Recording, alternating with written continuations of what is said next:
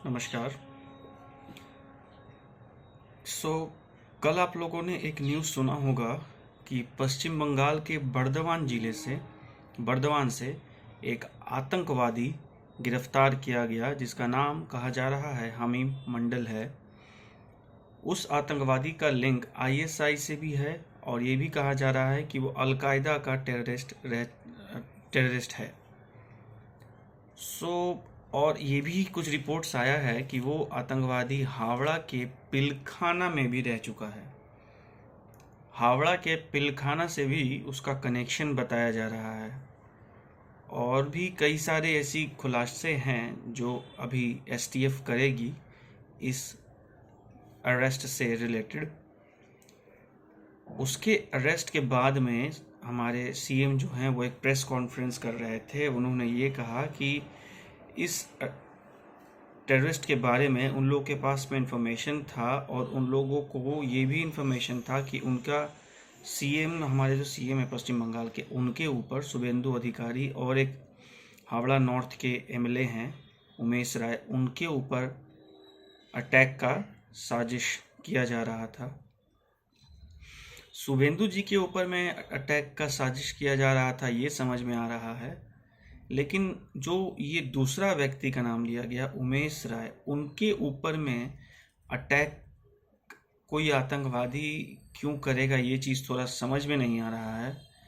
क्योंकि ना ही तो उनका कोई स्टेटमेंट ऐसा रहता है किसी भी कम्युनिटी के खिलाफ या फिर किसी भी आदमी के खिलाफ, ना ही वो ऐसी कोई बात करते हैं और ना ही उन्होंने ऐसा अभी तक कुछ ऐसा काम किया है जिससे देश की जनता या फिर हावड़ा नॉर्थ की जनता उन्हें ठीक से पहचाने, है ना। वो जीत गए हैं वो एक अलग बात है, लेकिन ऐसा कुछ उपलब्धि उन्होंने तो हासिल किया ही नहीं है जिसकी वजह से कोई टेररिस्ट या फिर कोई टेररिस्ट ऑर्गेनाइजेशन उन्हें मारने की साजिश करे। तो ये नाम थोड़ा समझ में नहीं आ रहा है कि ये नाम क्यों लिया गया।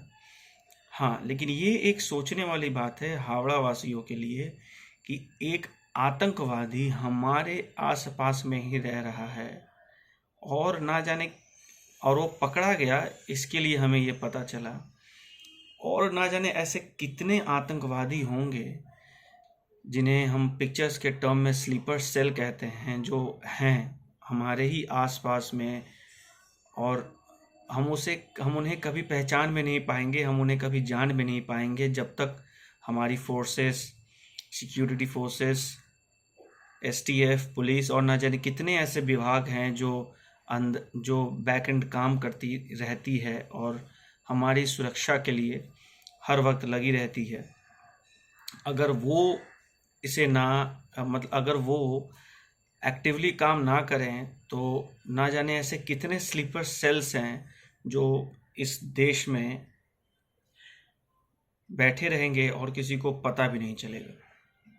तो मैं धन्यवाद देता हूँ उन सारे स्पेशल फोर्सेस का जो बैकएंड हमेशा एक्टिवली काम कर रहे हैं, क्योंकि उनके ही बदौलत हम लोग सुरक्षित हैं। अगर वो ना रहें तो इस देश का कितना टुकड़ा होगा जिसकी कोई कल्पना ही नहीं की जा सकती है। हम लोगों ने बहुत सारे टेररिस्ट अटैक देखे हैं 2014 से पहले।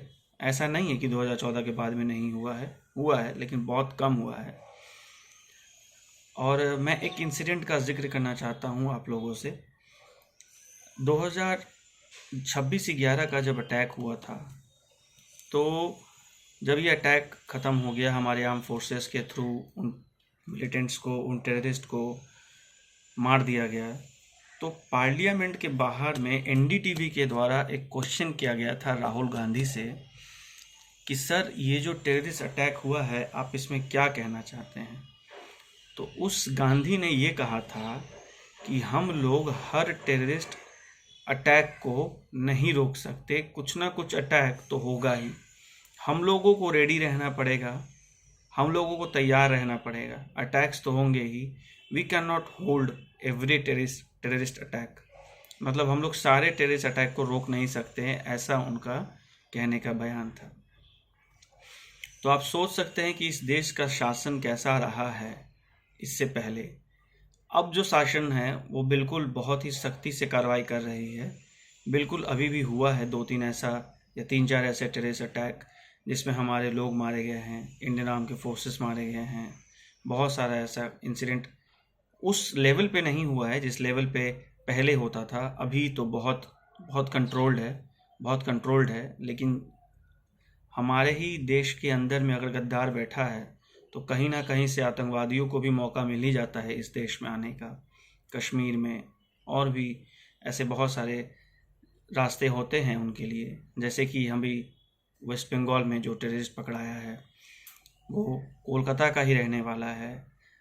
हमें ये बात नहीं समझ में आती है कि आखिर ये लोग चाहते क्या है। मतलब अगर देश में कुछ चीज़ सही से हो रहा है तो आखिर आपको प्रॉब्लम क्या है। मतलब आखिर आप लोग ये करके हासिल क्या करना चाहते हैं। वो व्यक्ति जो टेररिस्ट है वो तो अब जेल चला गया, लेकिन उसके बाद में जो उसके फैमिली को फेस करना पड़ेगा, मतलब जो उसके माता पिता को, जो उसके भाई बहन को, जो लोग इन सब चीज़ों में लिप्त नहीं हैं, उन लोगों को जो फेस करना पड़ेगा उसकी कल्पना तो हम लोग नहीं कर सकते। क्योंकि जिसके ऊपर बीतती है ना, ये वही जानता है कि कैसा लगता है। तो ये चीज़ समझ में नहीं आता है कि आखिर लोग ऐसा करते क्यों हैं। आप पढ़ाई लिखाई करके भी अच्छी चीज़ों को हासिल कर सकते हैं। आप पढ़ाई लिखाई करके एपीजे अब्दुल कलाम जैसा बन सकते हैं। आप पढ़ाई लिखाई करके अच्छी डिग्री हासिल करके अपने परिवार का नाम रोशन कर सकते हैं, अपनी कम्युनिटी का नाम रोशन कर सकते हैं। लेकिन नहीं, लोग वही रास्ता चुनते हैं जिससे जिससे लोगों को क्षति हो। एक टेररिस्ट अटैक में सिर्फ हिंदू तो नहीं मरता, उसमें सब कोई मरता है। हिंदू, मुसलमान, सिख, ईसाई। ये चीज़ तो होना ही नहीं चाहिए कि कोई व्यक्ति टेररिस्ट बन जाए। और हमने ऐसा भी देखा है कि धर्म पूछ के गोली मारा गया। कश्मीर में जो अटैक हुआ था टूरिस्ट के ऊपर में, ये भी चीज़ हुआ है इस देश में। यही सोचने वाली बातें हैं। मतलब कहाँ ये चीज़ जाएगा और कब तक ये चीज़ रुकेगा कोई नहीं कह सकता। चिंता का विषय ये था, मेरा कहने का मतलब सिर्फ ये था कि मतलब टेररिस्ट पकड़ाया है ये समझ में आ रहा है, लेकिन उस व्यक्ति का नाम क्यों लिया जा रहा है कि उसे टारगेट में रखा गया था मारने के लिए। उस उमेश राय जी को टारगेट में क्यों रखा जाएगा। मतलब ये तो थोड़ा सोचने वाला बात है। ये थोड़ा मतलब समझ में नहीं आ रहा है, बात हजम नहीं हो रही है कि उन्हें क्यों टारगेट में रखा जा रहा है। मतलब उन्हें क्यों टारगेट में लिया गया अटैक के ऊपर। शुभेंदु जी के लिए समझ में आता है क्योंकि वो बहुत मेहनत और लड़ाई किए हैं बीजेपी को लाने के लिए बंगाल में। अब देखिए इसका खुलासा तो आगे ही होगा कि आखिर ऐसा क्यों कहा गया। धन्यवाद।